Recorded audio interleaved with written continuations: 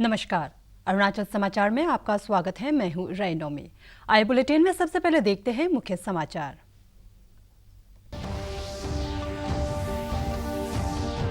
देश भर में पिछले 24 घंटे में कोरोना संक्रमण के करीब 50,000 नए मामले। अरुणाचल प्रदेश में दर्ज किए गए 65 कोविड पॉजिटिव मामले। राज्य में अब तक 352 कोरोना प्रभावित मरीज हो चुके हैं स्वस्थ।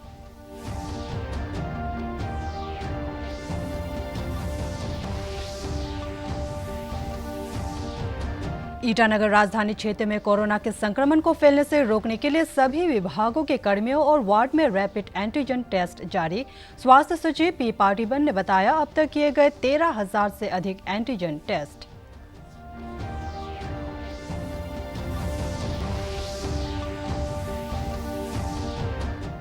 सियांग नदी की तेज धारा से मेबो अंचल के कई गांवों में हो रहे भूमि कटाव को रोकने के लिए ग्रामीणों का प्रयास जारी। भाजपा की मेबो इकाई ने सरकार से भूमि कटाव को रोकने के लिए करोड़ों रुपए की परियोजना की जांच करने की अपील।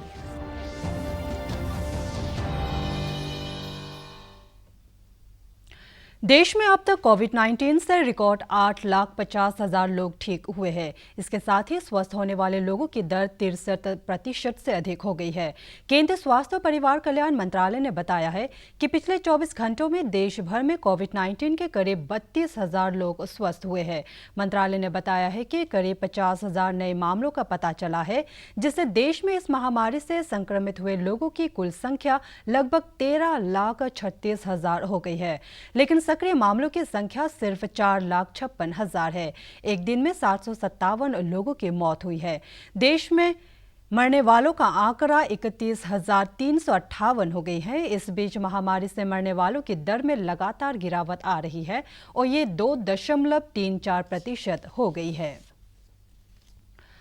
राज्य में कोविड-19 महामारी की रोकथाम के लिए स्वास्थ्य विभाग की विभिन्न जिलों में रैपिड रेस्पॉन्स टीमों द्वारा एंटीजन टेस्ट किए जा रहे हैं।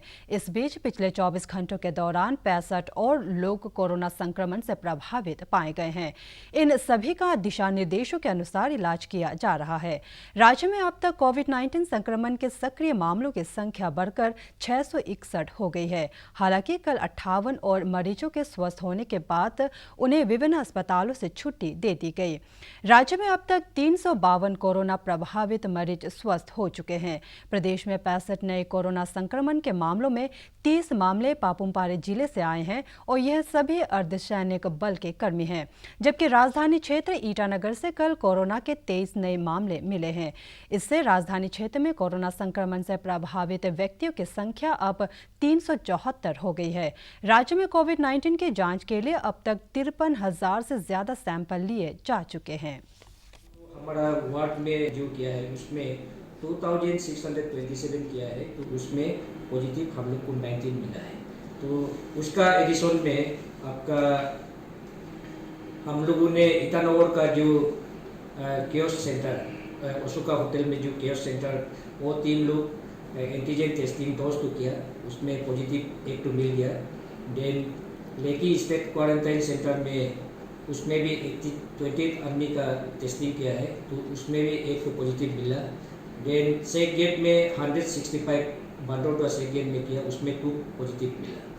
तो सबको एंटीजन टेस्टिंग तो तीनों जगह प्लस 20 वार्ड को मिलाने से हमारा 2830 एंटीजन का टेस्टिंग हुआ, तो उसमें से 23 पॉजिटिव हम लोग को मिला है। तो ये देखा गया है, तो दिन बाय दिन, डे बाय डे इसका जो ट्रेंड है वो डाउन हो रहा है। तो इससे हम लोग, मैं उम्मीद करता हूँ कि डेफिनेटली बाय 3 तारीख तक हम लोग आप सब पब्लिक और सब आदमी लोग मिल रहा है बोल के हमको उम्मीद है। तो यही स्ट्रेटेजी अभी तो मैंने सब हम लोग मिल के इसको बाय 3 तारीख तक मैंने 0 पॉजिटिव रिजल्ट हम लोग को आने देना पड़ेगा। राज्य के स्वास्थ्य सचिव पी पार्थिबन ने वीडियो कॉन्फ्रेंसिंग के जरिए संवाददाताओं को संबोधित करते हुए कहा कि राज्य की सीमा में प्रवेश करने वाले सभी लोगों का एंटीजन टेस्ट अनिवार्य रूप से किया जा रहा है। उन्होंने कहा कि इस मामले में नए दिशा निर्देशों के अनुसार सैन्य कर्मियों के भी एंटीजन टेस्ट किए जाएंगे। श्री पार्थिबन ने कहा कि ईटानगर सहित प्रदेश के सभी जिलों को एंटीजन किट्स उपलब्ध करा दिए गए हैं ताकि वे आवश्यकता अनुसार इनका उपयोग कर सके। स्वास्थ्य सचिव ने कहा कि 10 जुलाई से राजधानी क्षेत्र ईटानगर में रैपिड रेस्पॉन्स टीमों द्वारा एंटीजन टेस्ट किए जा रहे हैं और अब तक करीब 13,235 लोगों के कोविड एंटीजन स्क्रीनिंग की जा चुकी है, जिसमें अब तक 314 लोग कोविड पॉजिटिव पाए गए हैं।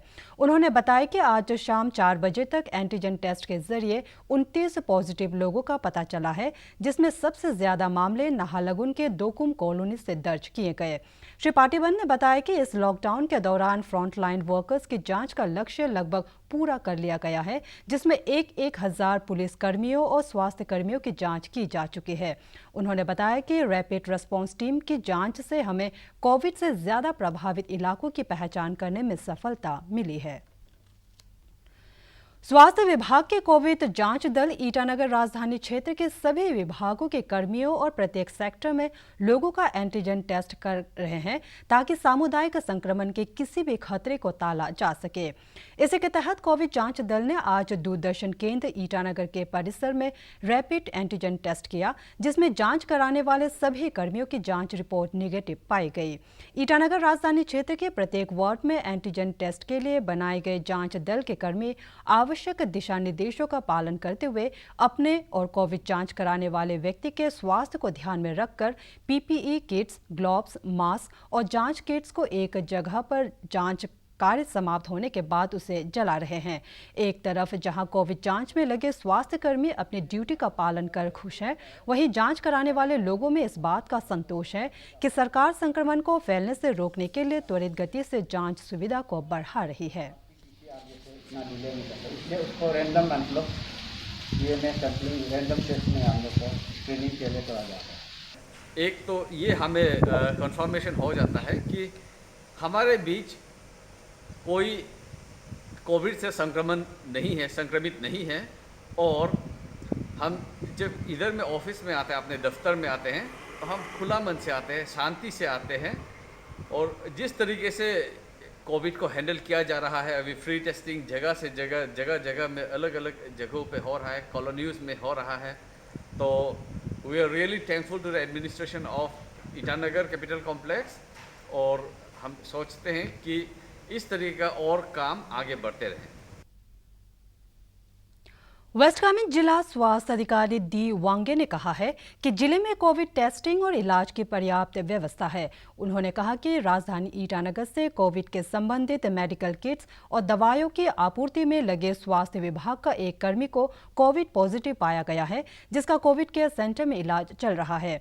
उन्होंने लोगों से स्वास्थ्य विभाग द्वारा जारी दिशा निर्देशों का पालन करते हुए अनिवार्य रूप से मास्क लगाने, हाथों को सैनिटाइज करने और भीड़ भाड़ से बचने की अपील की। में 2 पॉजिटिव मिला था जी, तो दोनों पॉजिटिव का हम लोग ने डायरेक्टली उनको एडवाइस किया और अकॉर्डिंगली उन लोग ने अपना दोनों पॉजिटिव को MH181 में मिलिट्री हॉस्पिटल में शिप कर चुका है and they are being manage there. उसका प्राइमरी कांटेक्ट अराउंड 7 था।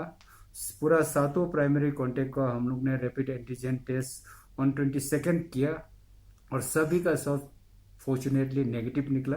और एज ऑफ टुडे सिविलियन का तरफ में सिर्फ एक ही पेशेंट है जो हम लोग का हॉस्पिटल में कोविड केयर सेंटर में हम लोग उसको मैनेज कर रहा हूँ। हमारा पास में रैपिड एंटीजन किट भी अवेलेबल है, जिससे with in half an hour हमारा डायग्नोसिस हो जाता है। और दूसरा बात, इसका बैकअप में TruNet का हमारा कमीशन हो चुका है जनरल हॉस्पिटल में। TruNet फुल्ली फंक्शनल है। तो एज ऑफ टुडे हमारा पास में पूरा इन्वेस्टिगेशन का हमारा कंफर्मेशन करने के लिए अपना डिस्ट्रिक्ट में सब अवेलेबल है, इसलिए कुछ घबराने का बात नहीं है। एवरीबॉडी शुड बी काम, क्वाइट एंड SOP को मानिए, मास्क पहनिए, डिस्टेंस मेंटेन कीजिए, हाथ धुला कीजिए, गैदरिंग में मत जाइए, गैदरिंग होने मत दीजिए।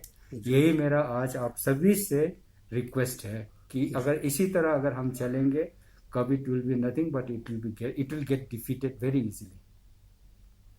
ईस्ट सियांग जिले में सियांग नदी के लगातार उफान पर रहने के कारण मैबो सब डिवीजन के आसपास के तमाम गांव लगातार होने वाले भूमि कटान और खेती को हो रहे नुकसान को लेकर चिंता में हैं। हालांकि गांव के लोगों ने अपनी जमीन को बचाने के लिए खुद से प्रयास शुरू कर दिए हैं। नामसिंग और कालोंगकुल गांव के लोगों ने बांस और लकड़ी का उपयोग करते हुए परंपरागत तरीके से बांध तैयार कर नदी की धारा को मोड़ने का प्रयास कर रहे हैं ताकि उसके तेज बहाव में हो रहे भूमि कटाव को रोका जा सके। बुधवार को कोंगकुल में वो धोला रोड का एक बड़ा हिस्सा भूमि कटाव के कारण पानी में बह गया। वहीं भूमि कटाव से आसपास के बागानों को भी नुकसान हुआ है, जिनमें सेरुम, कोंगकुल और नामसिंग मुख्य है। परंपरागत बांध बनाने के लिए स्थानीय निवासियों की अलग अलग टोलियां काम कर रही हैं। वहीं बांध के लिए जरूरी पत्थर और अन्य आवश्यक सामग्री स्थानीय विधायक द्वारा उपलब्ध कराई गई है। इरोजन तो पहले से 2000 फ्लैट से हो रहा है, लेकिन इस साल हम लोग को ज़्यादा इरोजन हो गया। ये सब जितना हम लोग का कल्टीवेशन एरिया है और जितना हम लोग का मेबोडोला रोड उसको काट के ले गया है। एमएलए साहब हम लोग को ये रस्सी वायर बड़ा रस्सी दे के उसी पैर को हम घास को बांध के कोशिश किया था, लेकिन कुछ फायदा नहीं हुआ। ये सर हम लोग 5 साल नहीं मिला है। हम लोग बस्ती वाला आके मैनेजमेंट करके बेम्बू से या थोड़ा पत्थर से हम लोग काम कर रहे हैं। ये साल में तो बोलेगा तो कुछ काउंटलेस है हम लोग का। यह सारा ये था, ये सब जूम खेती था और ये हम लोग का भगान था, ये सब चला गया। वो तो पूरा कंटिन्यू। भारतीय जनता पार्टी के वरिष्ठ नेता डॉक्टर दांगी परमे और भाजपा मंडल के अध्यक्ष लोटेक पर्टिन के नेतृत्व में एक प्रतिनिधि मंडल ने ईस्ट सियांग जिले के मेबो सब डिवीजन में सियांग नदी के बाढ़ और उसके कारण होने वाले भूमि कटाव से प्रभावित इलाकों का दौरा कर स्थिति का जायजा लिया। प्रतिनिधि मंडल ने तेज धारा में मेबो धोला संपर्क मार्ग के पूरी तरह से बह जाने के कारण वहां की स्थितियों का भी जायजा लिया और स्थानीय लोगों से बातचीत की। भाजपा प्रतिनिधि मंडल ने प्रभावित गांव के लोगों द्वारा भूमि कटान रोकने के लिए किए जा रहे प्रयासों में मदद देने के लिए बांस उपलब्ध कराने और श्रमदान करने का भी फैसला लिया। भाजपा की स्थानीय इकाई ने करोड़ों रुपए के बाढ़ बचाव कार्य की सीबीआई जाँच कराने की मांग की है। रास्ता जो हमारा नामसिंग मेबो ढोला रोड, इसको 22 का रात में पानी ले गया है, एरोजन कर दिया है। ये हमारे लिए बहुत बड़ा दुखी नज़ारा है।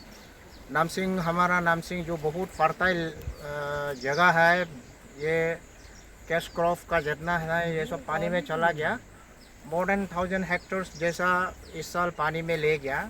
जो बांध बनाया सिगर में, कहने वाले लोग कहते हैं वो बांध उल्टा सियांग नदी का जो करंट है उसको अपना तरफ लेके आया।